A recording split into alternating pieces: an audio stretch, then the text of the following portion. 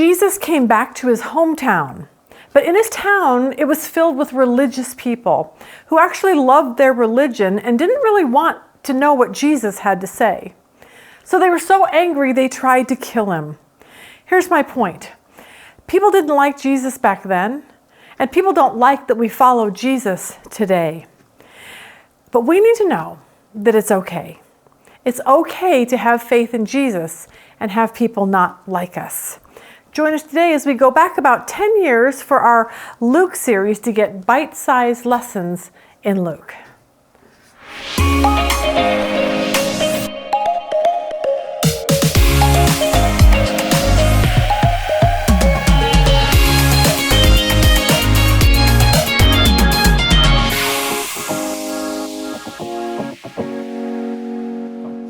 Now, last week, I was kind of funny. Saturday morning, Rob got up and he watches this on Roku, and I do this la la la because I can't stand to watch it. But last week, if you were here, I started talking about the 10 Commandments. Yeah, went totally blank. I'm like, so 10 Commandments, and they are, do not something. Okay, so I went through this whole thing. So Rob looks at me, he goes, you forgot the 10 Commandments? And I was like, I just went blank. Well, someone emailed me, my sweet little friend emailed me this week, and she said, my husband and I were watching Roku, and he said, does Lisa not know the 10 Commandments? I guess not. So I did write them down for you this morning. Thou shalt have no other gods before me. No graven images. So if you really want to know them, I will tell them to you. So, okay. Apparently I talked too much, so we did not finish last week, so we're going to just continue on where we were. And where were we? It is kind of funny. Rob will be like, what are you teaching this week? I'm like, I have no idea. I can't remember. So last week, we ended up talking about the teaching ministry. Jesus now is coming into his teaching ministry. He was baptized, went into the wilderness, was tempted, and now he's teaching. He went to his hometown, Nazareth. So that's kind of where we're going to pick up. The point we're trying to make, which we're trying to make last week and this week too, we're going to talk about two things, religion, and we're going to get to demons, I think, but I don't know if we're going to get to the demon part. If not, that'll be next week. So what I want to do today is we're going verse by verse through here. And sometimes when you get to really difficult verses and you're like, why is that there? It's just more fun to skip over it, but we're not going to skip over it. So we're going to hopefully make some sense of what he talks about today. So in your handout, I forgot to put page 1, 2, 3, 4. I know this is on page 1 because it's the first thing. Past that, you're on your own today. So Chapter 4, verse 16. So now Jesus is in Nazareth and he's teaching in his synagogue. It's kind of like Jesus is this is his hometown. Everyone knew of him. They heard of his miracles. Now he's coming home. And they're like, yay, we're so excited. So he comes to Nazareth and he gets up in the synagogue and he reads this. And he came to Nazareth where he'd been brought up, and as was his custom, he entered the synagogue on the Sabbath and stood up to read. And the book of the prophet Isaiah was handed to him. He opened the book and found the place where it was written, "The Spirit of the Lord is upon me, because he anointed me to preach the gospel to the poor. He has sent me to proclaim release to the captives and recovery of sight to the blind, to set free those who are oppressed, to proclaim the favorable year of the Lord." And he closed the book, gave it back to the attendant, and sat down. The eyes of all in the synagogue were fixed on him, and he began to say, "Today this scripture has been fulfilled in your hearing." So basically what we're hearing from Jesus is not so much like, I'm just the new preacher on the block. What he's saying is, I am the Messiah. I'm the promised one. And this was really shocking news to those that were in Nazareth, because they were very, very religious, and their view of the Messiah was nothing like hometown Jesus boy that we knew growing up. So the problem with religion, the problem that they were facing, is that they felt like they were very, very good. And so today I want to really help us to move away from the religious thinking, and that's that thinking that says, I have to do really, really good things in order for God to love me. And if I don't, he's going to be mad at me and he's going to hate me. And we base everything in our life around what we do for God. And Jesus is coming in and he's saying, I want you to know that that's not true. None of that is true. And it's going to shock these religious people really, really badly. So the other thing that Jesus wants to tell people today, and we'll talk about this a little bit more, is that Jesus is for everyone. And if you think about the culture that he walked into, they think that the Messiah is going to come for them, the Jewish people, the staunch, very religious, very Jewish people. And he's going, you know what? That's not why I came. And so he's going to put a wrench into everything that these people are thinking. So what he does is he starts in verse 25, and he brings up something in the Old Testament that he knows these men are going to know, and it's going to make them really angry. So verse 25 says, "But I tell to you in truth, there were many widows in Israel in the days of Elijah, and when the sky was shut up for 3 years and 6 months, when a great famine came over all the land, and yet Elijah was sent to none of them, but only to Zarephath in the land of Sidon, to a woman who was a widow." So he starts to tell these guys the story in the Old Testament that he knew that they would know. And it's a story about King Ahab and wicked Jezebel, his wife. And they took Israel and moved them into Baal worship. So they moved them away from worshiping God and into worshiping Baal. And it was a bad deal. And so God brings a famine, a drought. And so, but one of God's prophets, Elijah, came upon the scene. And so what he's saying to these people is that here is Elijah, and he didn't come to the Israelites. He didn't come to you Jewish people. Look who he went to. He went to a woman who was a widow and a Gentile. She wasn't even a Jew. Okay, so when the Jewish people hear this, they're like, what? What are you saying? Like, Jesus, you're coming for other people besides us, the Jewish nation, the we're sons of Abraham people? And Jesus is like, yep, that's exactly what's going on here. And they don't like that. So he continues, verse 27. "And there were many lepers in Israel in the time of Elisha and the prophet, and none of them was cleansed, but only Naaman the Syrian." So he's saying that there's two prophets in the Old Testament, Elisha and Elijah, and God did not send them to religious people, but what he did was he sent them to the poor, the widow, the leper, the Gentile, the foreigner, the people that you and I would be like, oh, how could he do that? And yet what Jesus wants to tell people is that is why he came. He came to save the oppressed, the people that were persecuted, that were blind and they couldn't see him. That's what Jesus' mission was. And so what he's telling these people, by essence in saying all this, is, I do not want your religion. I want your heart. That's what's most important to me. Last week we had our small group, and one of the questions that they asked was, tell us about your church experience. Like, what was your church experience growing up? And it was so amazing, the amount of people that said, you know, I grew up, my parents made us go to church. We had to dress up and wear a little tie. And we went to church, and it was something that we had to do. Like, nobody told me why we were going. It was just something that we did. So my parents would sit there, and it would be like, be a good boy, be a good girl, don't talk, sit up straight, fold your hands when you pray. And so most of the people in the group were like, my view of being a Christian is back when I went to church. I had no idea why I was going. It had no effect on my life, but I knew I was supposed to, because if I did that, then God would be happy with me. So today we want to get away from that, because we want what didn't make sense then to now suddenly make sense today. And I think that that's where the Jewish people were in the day of Jesus, because they were taught religion. They were taught all of their life.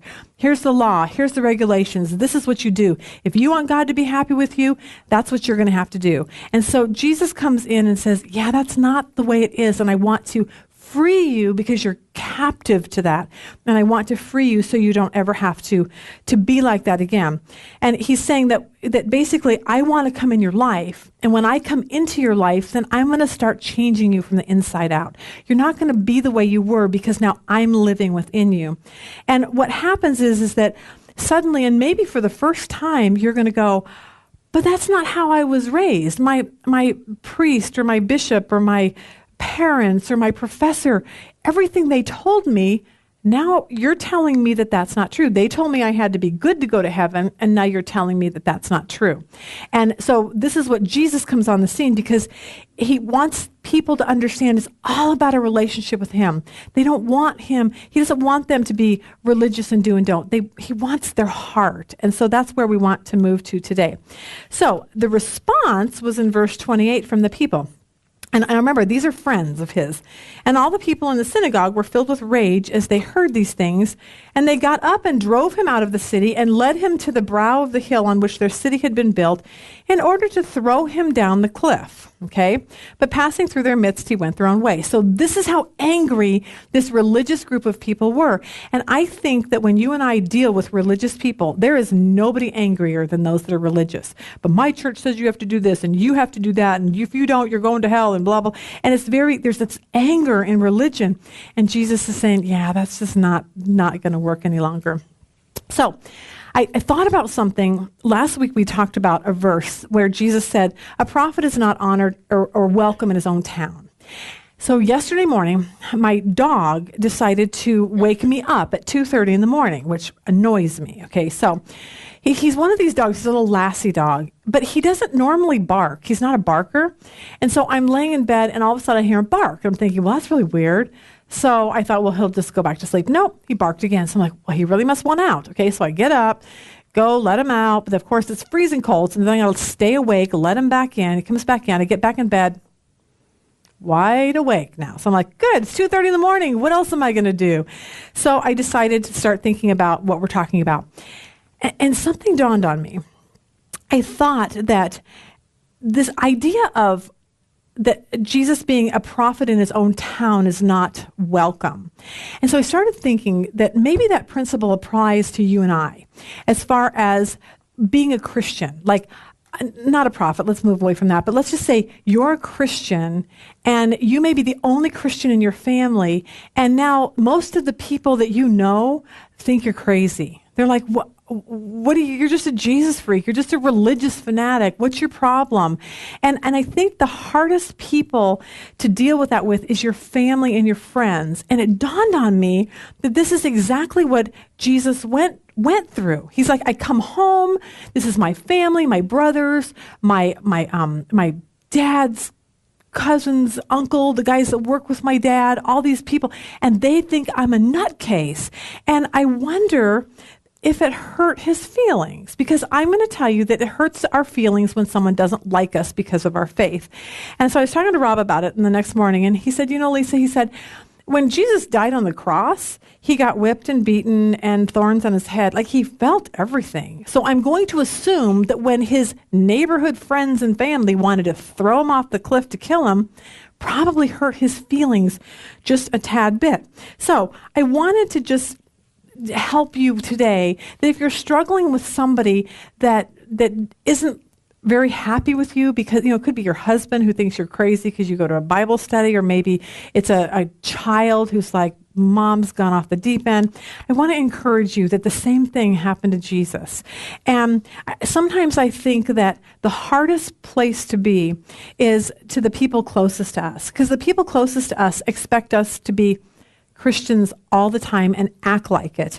The problem is that whenever we slip up or we get grumpy or we say something we shouldn't, or we gossip and we shouldn't have gossiped, we start yelling at our kids or whatever, immediately these people turn around and attack our faith. You shouldn't be like that. You're a Christian. Christians shouldn't act like that.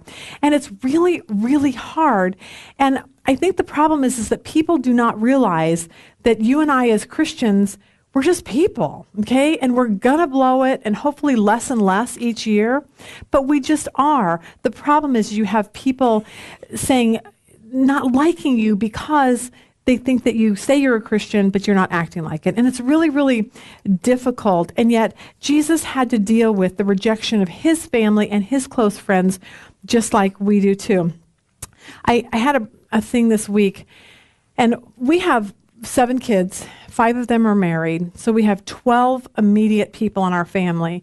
And then outside of that, I have sister and brother and nieces and nephews. And the hardest part for doing this is that I know that they think that I should be perfect all the time. Like I can't sin, because then it's it's like, oh, you shouldn't be doing that. Well, I'm a sinner. I sin. So my own kids know well enough, like, oh yeah, it's mom. She opens her big mouth, whatever. So they're used to it, but it hurts my heart still when someone thinks bad of me. So a couple weeks ago, something happened, and I called someone on the phone, and I left a message, and it probably wasn't I didn't mean it mean, but I know it came off mean. And it just happened. And so anyway, I started feeling really guilty about it. And so yesterday I said, Rob, I don't know what to do. I said, do I need to apologize to this person? Because because they know I teach, they know, I'm a Christian, and what I do reflects Christ, and that makes me more nervous than anything. And he said, I don't think you need to, but if you feel guilty about it, go for it. So last night at 10:30, I'm walking through the house and thinking, I just can't get over this. So I went out and I texted. I knew they'd be asleep. And I just want you to know I'm really, really sorry if I hurt your feelings when I left that message the other day. I didn't really mean to. But the hardest part is that they're family. And I want people to love Jesus, but unfortunately, we're human and we're going to make mistakes all of our life. And I think we need to realize, and hopefully that our surrounding family knows, you know what? I hope I'm not going to always be this way. Hopefully I'm changing each year, but it's hard to be, I think the hardest place is to be at home with family and be a Christian. It's a tough deal. But I saw this when I saw Jesus, and I thought, you know what? He had to deal with the exact same stuff, which it was interesting to me. It kind of clicked with me so I wanted to just encourage you that I didn't see Jesus walking away from his faith because his family and friends thought he was a nutcase. I didn't see him get depressed and like, everyone hates me and my family doesn't like me. You know what he did? The verse says he moved on. He went his own way, okay? Because he wanted to stay on mission. And his mission was to tell people how to get to heaven. And so sometimes we have to forget about those that talk and gossip about us and say bad things behind our backs and say, you know what? That's their problem. It's not my problem. I'm just going to stay on mission. We apologize to the people we hurt that we know about, and then we just go on with our life. That's the best we can do as being a Christian. So, just a little encouraging news here. Don't expect everyone to always embrace you because of your faith. It doesn't always happen that way, because even Jesus did not get that luxury.